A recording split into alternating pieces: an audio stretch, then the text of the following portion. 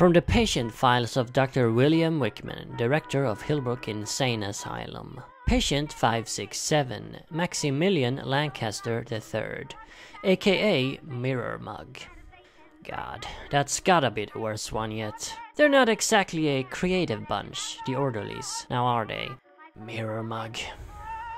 I mean, it is accurate, I suppose. The patient does after all insist on wearing that weird mask of his. A blank mask with a reflective surface on it. A two-way mirror, actually. He can see out of it, but no one can see his face. Only their own reflection.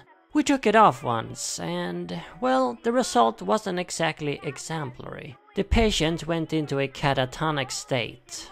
At least he didn't get violent, like patient 876 when we took off her mask. Also, unlike good old porcelain face, 567 is actually able to communicate, as long as he wears his mask, of course. It's pretty tough to get any real answers out of him though. He's quite, bashful, I suppose you could say. Whenever I ask questions about him, his past and his crimes, he usually just finds a way to avoid them and steer the conversation into another direction. The direction namely being me. Suddenly he's the interviewer and I'm the one being questioned. Patient 567 does not like to talk about himself.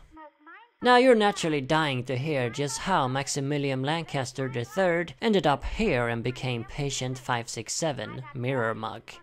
Well, let's get to it, why don't we? Let's go back to a dark, rainy night out on the road in the middle of nowhere. A woman was driving her beat-up car on said road in the middle of nowhere. A woman by the name of Julie Collins. The rain was pouring down on our windshield like machine gun fire, and the night had never been darker. Not that Julie could ever remember anyway. She could barely see a thing, and it was a miracle she'd managed to stay on the road this long, especially in the panicked state she was in. A gun lay on the seat next to her, its barrel still warm from recently having been fired. 5 rounds she'd emptied into that cop not more than 15 minutes ago. That stupid, incompetent Jerry. He frankly deserved what he got. How the hell could he miss a cop in full uniform? What was a cop doing buying a bottle of bourbon on duty anyway? What a goddamn disaster it all was. It should have been such a simple job, like all the countless identical ones she had pulled. Just a common liquor store stick-up. How the hell could that possibly go wrong? Well, I'll tell you how it could go wrong. It could go wrong when your partner was a dumbass and an alcoholic gung-ho cop was hiding in the back of the store. Just as Julie was about to grab the cash from the register, the cop comes out of nowhere, blasts a hole straight through Jerry like Wyatt fucking Earp, and almost puts one in her too. Luckily, she was quick to take cover behind the register. After the drunken cop had emptied the remainder of his rounds into innocent whiskey bottles, Julie popped up and put 5 slugs into his chest. He went down like a baby taking a nap. Of course, that now made her a cop killer, something her resume was up until now missing. Not very good, especially not with a witness. Julie walked up to the cowering shop owner, pressed her gun against his head, and pulled the trigger. She then got out of there real quick and jumped into her car. She drove down the rain-soaked, deserted road like a panicked rabbit. And it's on this road we still find her. Or do we? Julie had no clue if she was even still on the road. She couldn't see a damn thing. It was pitch black out there like an empty void, and the rain just wouldn't stop painting her windshield. Suddenly, Julie lost control of her vehicle. The car skid on what seemed to be wet, soft ground. Yeah, unless the road had started to melt, she was not on it any longer. Then the car came to a sudden and violent stop as it crashed headfirst into something. A tree, it appeared. Julie passed out. Julie's eyes suddenly began to flash open and she slowly regained consciousness. A loud noise was ringing inside her head. How much time had passed? She had no clue. It could have been an hour or maybe just a minute.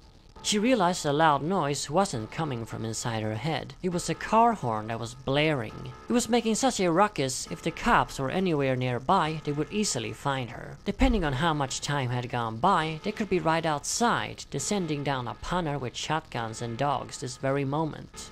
Julie began to check herself for injuries, and luckily found none. Good thing she had worn a seatbelt. The shock of crashing and the massive jolt as it happened must have been what had knocked her out. She struggled to get the door open, but it was stuck.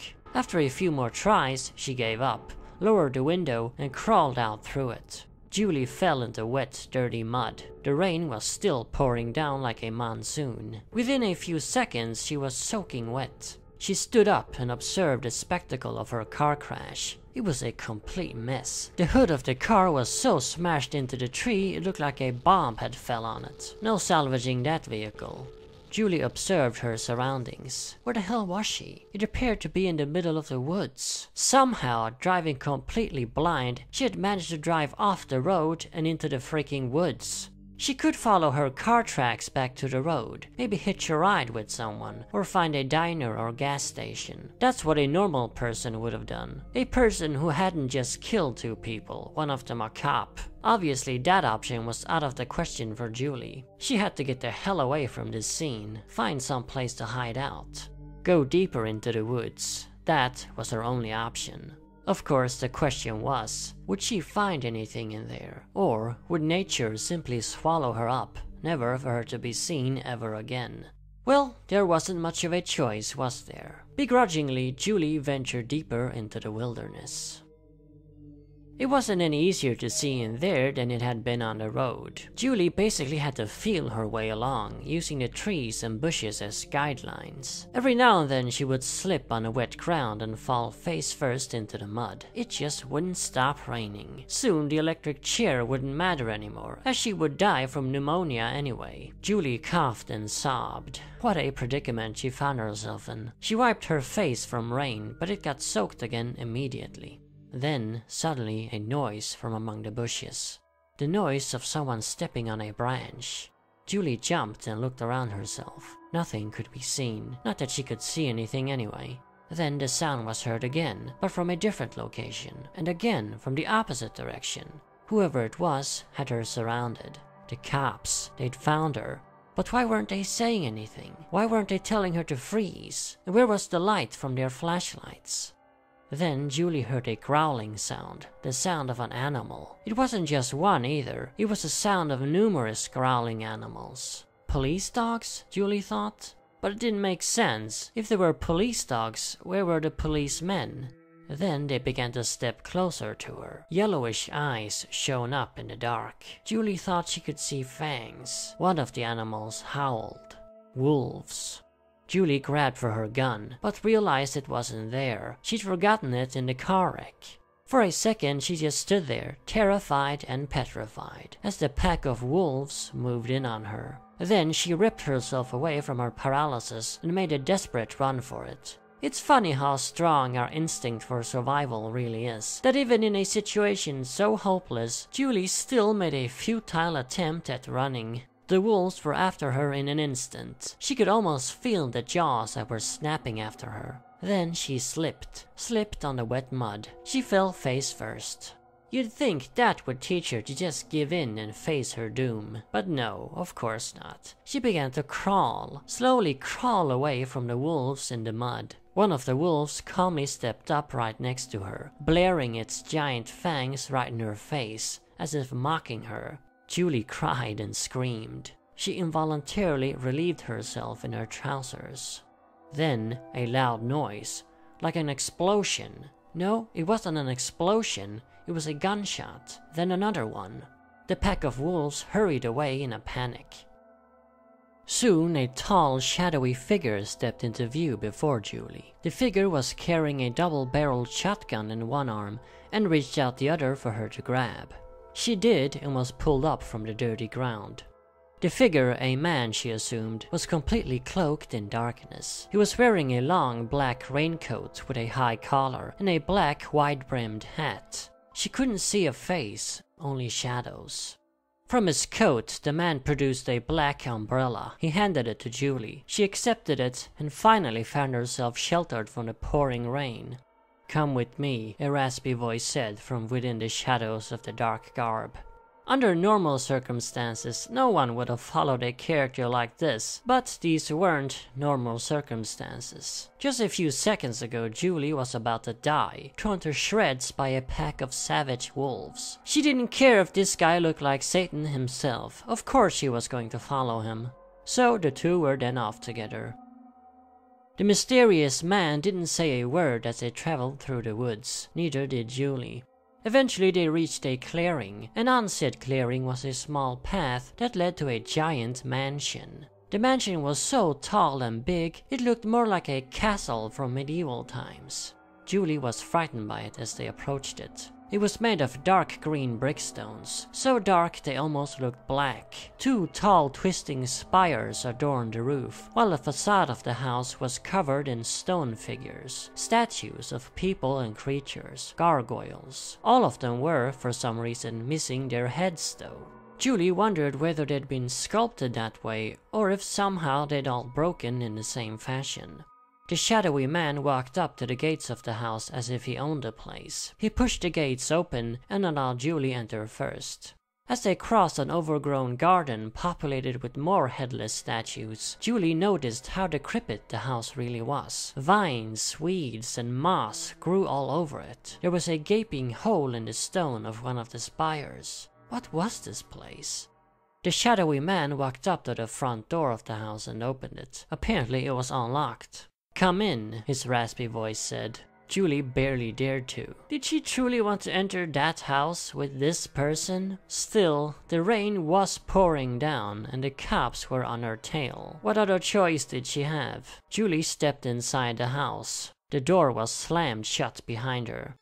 She found herself standing in a hall. It was vast and empty, save for a massive carpet on the floor and a giant broken chandelier hanging from the ceiling. A few more headless statues stood in the corners, and a couple of paintings adorned the walls. In the far back of the hall was a large staircase, leading in 2 directions. The light was dim, barely non-existent. Julie could still see the cobwebs on the chandelier though. The man told her to follow and began to walk up the staircase. On the 2nd floor he took a lift and led her to a closed door. He opened it, which revealed a big bedroom. He told her there was a bathroom in there with towels. She should dry herself up. He said he'd get her some dry clothes and was then off. Julie carefully entered the bedroom. It was very grand and luxurious, like the bedroom of a queen. But, like the rest of the house, it was apparent no one was tending to it. Dust and cobwebs covered everything. In the back of the room was a golden door, the bathroom she assumed. She opened the door and was faced with a mirror in a golden frame. A mirror so dusty and covered in mold it revealed nothing. Julie stepped inside the bathroom and quickly found a pair of towels on a rack. She shook them and the room was drenched in a cloud of dust. Julie coughed and sneezed. Was it the dust or a cold building up? She began to dry her hair with the towels, and then removed her soaking wet clothes. Her trousers smelled of urine. She tossed them in a trash bin in the corner. After drying herself up, she wrapped one of the towels around her body. A knock was then heard at the bathroom door. She turned around and found a strange man standing in the doorway. He was dressed in a stylish grey checkered suit and wore a gold-colored cravat. His hands were covered by tan leather gloves. It was a rather dashing and aristocratic outfit, but it wasn't the outfit Julie was staring at. It was the mask the man was wearing. A bizarre blank mask with a reflective surface. A mirror mask. Julie saw herself in the mask and noticed how disheveled she truly looked. Messy hair, red eyes, runny mascara. She really had been through the ringer. The bizarre man was carrying clothes in his arms. A thick wool sweater, a skirt, and some underwear. "My sister's," a raspy voice said underneath the mirror mask. So it was the same man, Julie thought. "Maximilian Lancaster," the man said, and awkwardly bowed his head. "Julie Collins," she replied. He then said he hoped she would join him for dinner. He was preparing some hot soup for her, exactly what she needed considering her condition. It would be ready in half an hour. Julie gratefully accepted the invitation. Maximilian then placed the clothes on the dusty bed and left.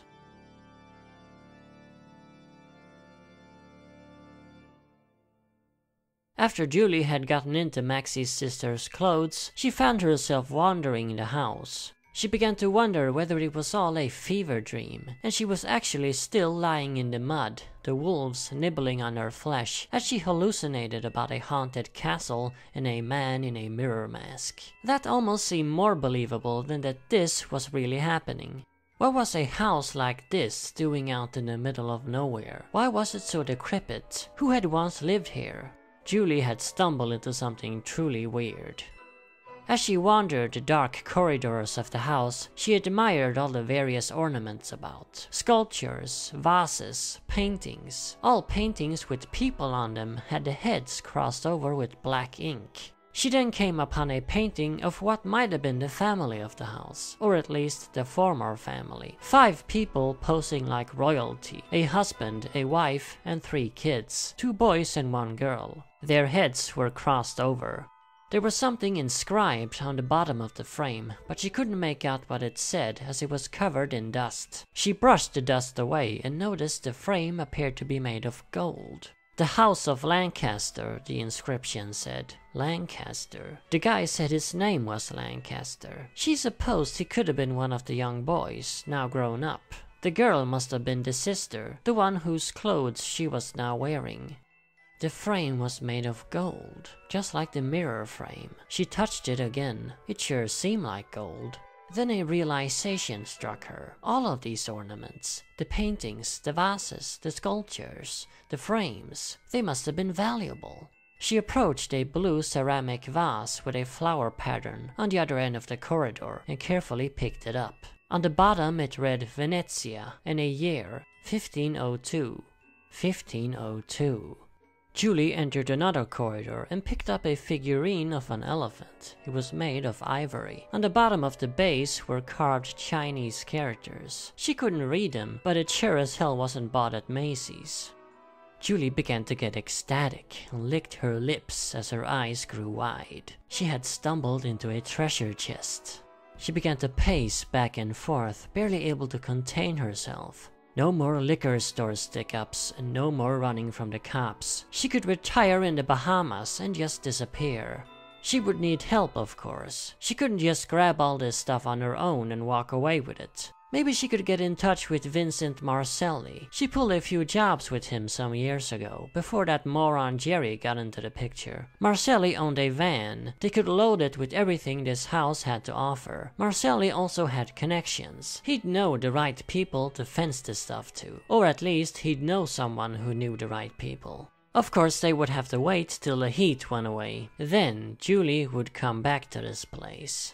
Shame about Maxie though, he did save her life after all. But then again, being such a weirdo like he was, he'd probably be better off dead. For now, all she could do was charm old Maxie boy, make him believe her to be a nice young woman, an innocent damsel in distress, ever so grateful for his rescue.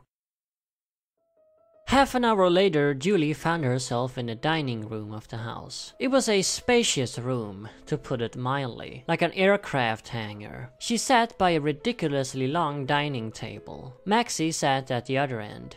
Julie stared down at the bowl of hot soup before her. She took a spoonful of the stuff and shoved it in her mouth. Not too bad, bit of an odd taste, but not bad. Of course, the thought of Maxie poisoning her had entered her mind. Something was wrong with him after all. But for her plan to work, she had to play along. And besides, in her condition, hot soup was just the ticket. She frankly needed to eat it. Maxie sat quiet on the other end of the table. He didn't eat anything himself. A glass of wine stood on the table next to him, but he didn't touch it. Julie had a glass of wine as well. She gulped it down and suddenly felt a bit more at ease. She then broke the awkward silence of the massive room by asking Maxie a question. "Do you live here alone?" Simply some civil conversation, but at the same time, probing Maxie about the house was probably a good idea. He said no, without further explanation, and then quickly shot back a question at her. He asked her how she ended up in the woods. "Her car broke down," she said. "The noise," he said, "the car horn, he'd heard it. That's why he came out in the woods." "Was it her car?" "Yes," she said, "but her car broke down." He was confused. The horn wouldn't go on like that unless it had crashed. Julie was getting a bit nervous. "Crashed is what I meant. Into a tree. I lost sight of the road." "Where were you headed?" he asked. "Home." "At this hour?" "Yes, I work the night shift." "Where do you work?" What the hell was this? He was probing her instead. Was he onto her? "The factory down the road," she said. "Which factory?" Fuck did she know? "So, where is everyone else?" she asked, trying to steer the conversation into another direction. "Around. Which factory? Where do you live? How old are you? Are you married?" Julie sat there, stunned. Jesus, this guy really was a fruit. She didn't answer, and as she stopped talking, Maxie went quiet too. His posture and body language was very awkward. It had been since she met him, but she didn't really notice it until now. He sat there, silent on the other end of the table like an embarrassed child. Was he looking at her? She didn't know, as all she could see in his visage was her own face. Julie smiled. It was a forced smile. She didn't want to upset Maxie in any way. As she finished the soup, she thanked him for the fine meal and for his generosity. He simply nodded. "Come, time to meet the others," he then suddenly said. Others, she wondered? The others of the house? Were there actually other people here? Maxie got up from the table and gestured for her to follow him. He walked over to a big set of doors and pushed them open. Julie followed carefully. Other people could mess up her entire scheme. Her and Marcelli couldn't slaughter an entire house of people after all. "Ladies first," he said, as he gestured for her to enter this new room. It was a big ballroom, giant, even larger than the dining room. This was where you threw your fancy New Year parties and other shindigs. The room was big enough to fit 200 people with ease, and an entire orchestra to boot. The room was fairly empty now though, and Julie was shocked when she saw the few people who were in there. About a dozen of them, dressed in fancy party clothes. The men were wearing black tuxedos and the women evening gowns of various colors. None of them greeted Julie. They all simply stood completely still and lifeless. You see, they weren't actually people at all. They were just mannequins. Just when Julie thought the situation couldn't get any weirder, it somehow found a way. And as if that wasn't bad enough, the mannequins were all headless. Decapitated mannequins throwing a fancy cocktail party. Maxie suddenly spoke to the entire room, addressing the party people. "Ladies and gents, meet Julie Collins," he said. He slapped a glass of bourbon in her hands and told her to go ahead and mingle. Maxie then approached one of the ladies, bowed before her like a gentleman, and asked if she wanted to dance. Apparently she did, as Maxie grabbed her lifeless hands and began to lead her around in a waltz to non-existent music. The mannequins had wheels on their feet, Julie noticed, or at least the one Maxie was dancing with did. There was something about Maxie too, something about the way he carried himself, his demeanor, his body language. It had suddenly changed. All of a sudden, the awkward man seemed dashing and confident. He laughed merrily too, and the rasp of his voice was gone, replaced with a strong baritone as he sang to the music. Maxie and the lady danced around and round, while Julie looked on in disbelief. If it wasn't so creepy, she would have found the sight amusing. Dear Lord, this guy. As Maxie and his dancing partner went at it, Julie approached one of the mannequins, a lady in a golden evening gown. She was posed with a glass of champagne in one hand and an unlit cigarette holder in the other. Julie studied the dummy. How peculiar. Being this close, she could now see the mannequin was covered in stitches, as if it had been sewn together. It was made out of a very lifelike plastic too. Julie could have sworn it was real skin. She reached out a hand and touched it. Sure as hell wasn't plastic. It felt like real skin, soft and all. She ran her fingers along one of the stitches. Julie then began to feel a little woozy. The room got real hot all of a sudden, and her eyes felt drowsy. Before she knew it, Julie had trouble standing on her feet. She dropped a glass of bourbon on the floor and it broke with a crash. Maxie noticed and ceased his dancing.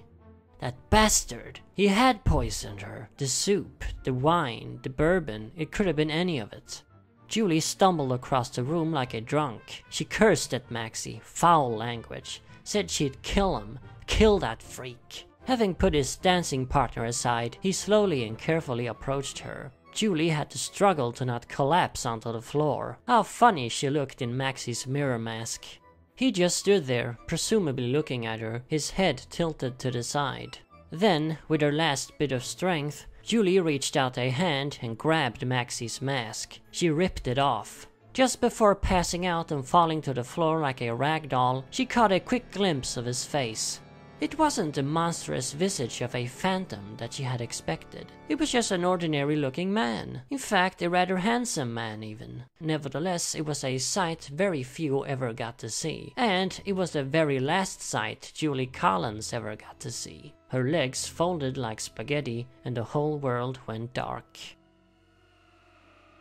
Julie wasn't dead.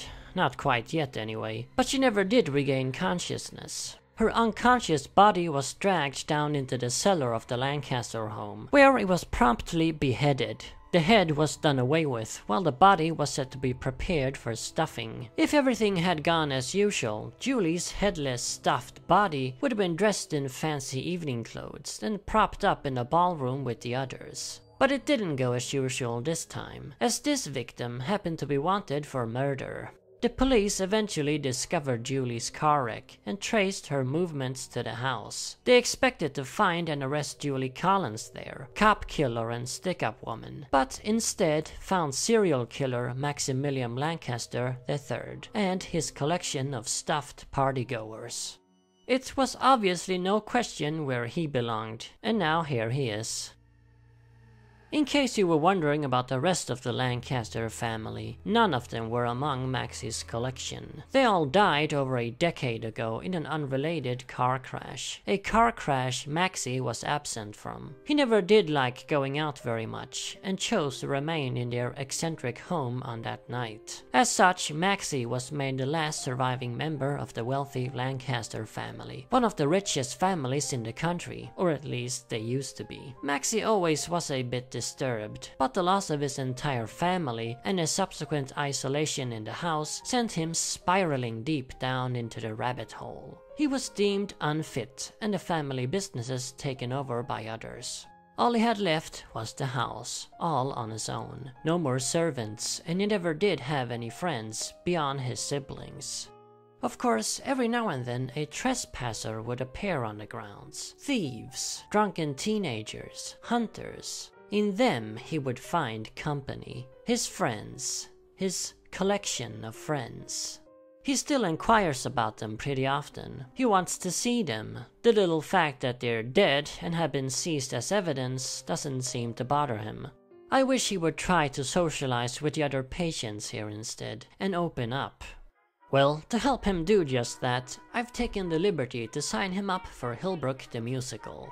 In case anyone's in the dark, Hillbrook the Musical is a little project we're putting on to help give our old place a better image. It's being spearheaded by Patient 200, Mr. Philip DeWitt, our brilliant stage man and director. I'm hoping he will be able to drag that wonderful baritone voice out from underneath that mirror mug of Patient 567. And if he doesn't, well, I guess I'll just electrocute him.